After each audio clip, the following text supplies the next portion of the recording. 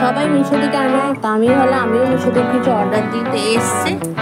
আমার চেয়ারের কাভার আমার আগে ছিল, কিন্তু এটা খুব মানে ছিঁড়ে গেছিলো, বাচ্চা আছে যেতে বাড়িতে, তো এসে গেছে। তো চলুন আপনাদের সামনে আনবক্সিং করবো। তো সেই জন্যই আমি এতক্ষণ ধরে এটা টিকিয়ে দিয়েছিলাম, নাহলে আমি সারাদিন দেখতে আমাদের